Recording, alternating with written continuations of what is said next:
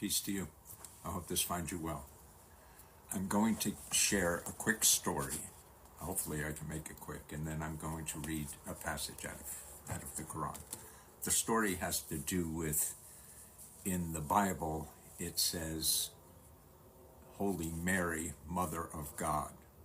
Mary, Mother of God. I don't know that it says holy in the Bible. It says Mary, Mother of God. And that line caused me at one point in my life to toss a Bible out the window of a moving car in disgust that I was a Christian, but I was a follower of Jesus. I didn't believe in this idea of Trinity. And so if I didn't believe in that, I certainly did not believe in Mary being the mother of God. That, to me, made absolutely no sense. And what's curious to me is, actually, you know what?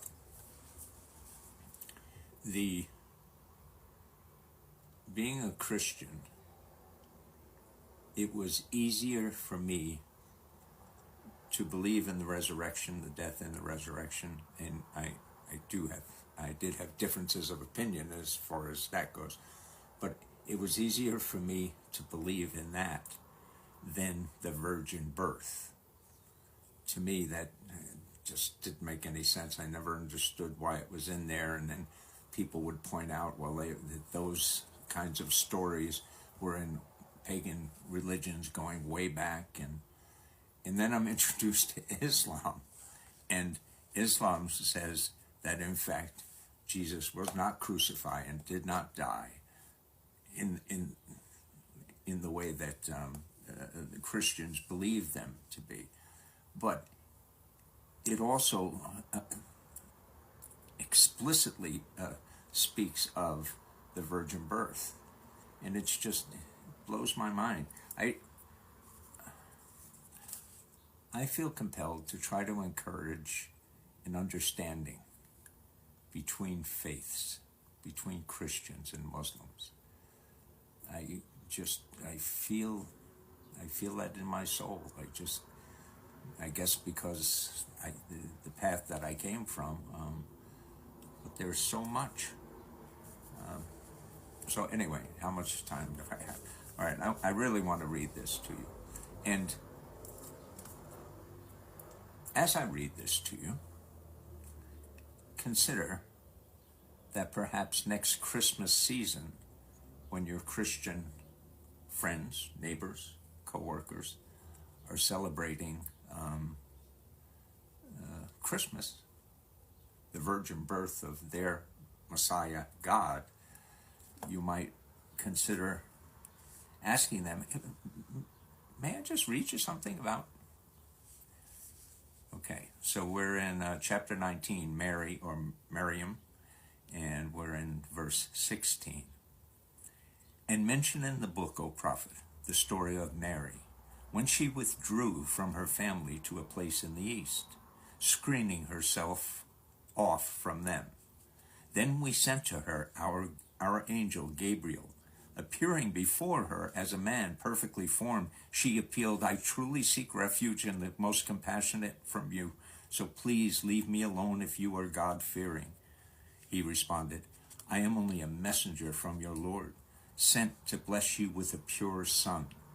She wondered, how can I have a son when no man has ever touched me, nor am I unchaste? He replied, so will it be. Your Lord says, it is easy for me, and so will we make him a sign for humanity and a mercy from us. It is a matter already decreed. I'm sorry, I got a little tongue-tied there, the way it was worded. I'll read it, just that part again. Your Lord says, it is easy for me, and so will we make him a sign for humanity and a mercy from us. It is a matter already decreed. the virgin birth was probably the biggest obstacle that I had about Christianity. And although the crucifixion, death, resurrection, all the storyline to me always kind of fell apart after that. Like Jesus appears to his disciples and no one asks what it was like. I don't mean to be disrespectful, but that was disrespectful. I'm sorry. But the fact that we are not working together to see the beautiful connections between our books, between our writings, and between our understandings. I had a fellow respond because I asked in one of my videos about show me where it says that these books are corrupted, and he cited a couple of instances. My argument still is they can't be completely corrupted, and what he cited to me was, although yes, it did say, and they have corrupted the scripture by their tongues. They have, yes, I saw those instances. But where my faith takes me is that God would have preserved the truth, and it's up to us to find the truth in it. But once you do, confirming it with the Quran it's the miracle that you need to see. That's it. Okay. Respect one another. And do good. Peace. I hope this finds you well. I'm sorry, I was just listening to a brother interact with a fellow. What this fellow was saying was, he brought up this particular verse in the Quran. And he says, and if you can prove to me where that exists in the Old Testament, in the Gospel, he said, then I will take my Shahada right now. That's what I heard him say. And then he gave him this verse. This would be the heights. That would be chapter 7 in the Quran, and 157. 7157. They are the ones who follow the messenger, the unlettered prophet, whose description they find in their Torah and the gospel. He commands them to do good and forbids them from evil, permits for them what is lawful and forbids to them what is impure, and relieves them from their burdens and the shackles that bound them. Only those who believe in him, honor him, and support him, and follow the light sent down to him will be successful. The contention that this young fellow he sounded young, was posing to the host was this idea of when he read, the ones who follow the messenger, the unlettered prophet, whose description they find in their Torah and the gospel.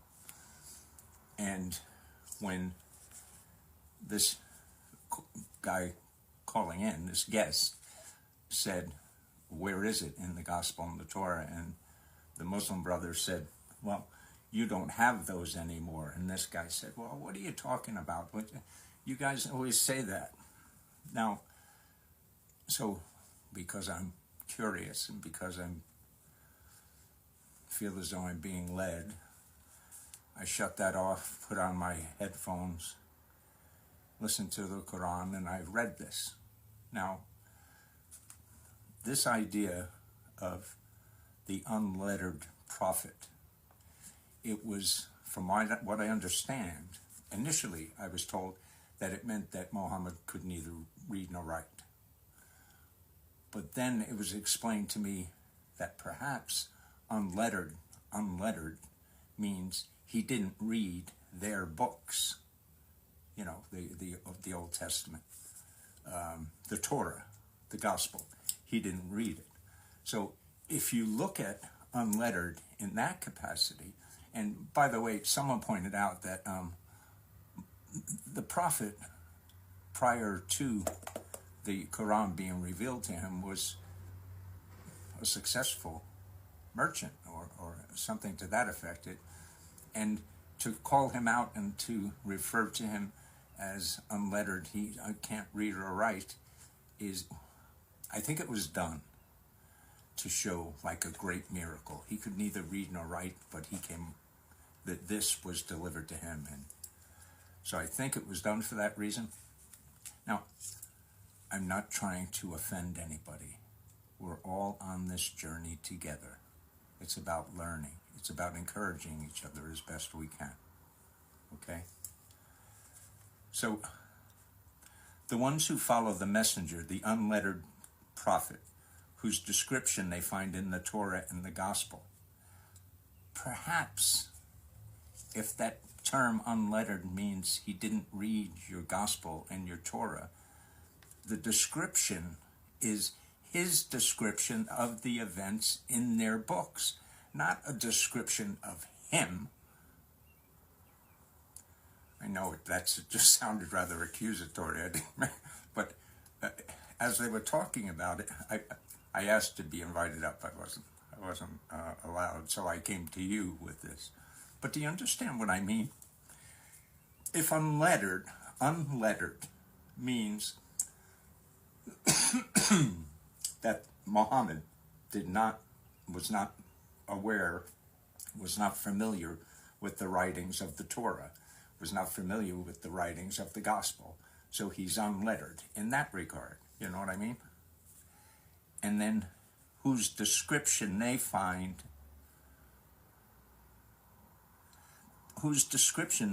in their Torah and the Gospel. I think the young Muslim brother and anyone who's averting to answer this question, I think, I'm just being led like you. I think perhaps the way to do it is to realize that it's not about the individual being described in their Torah and the Gospel. It's his descriptions of the stories that he is previously unlettered or unread, unfamiliar with. You know what I mean? Anyway, peace. Do good.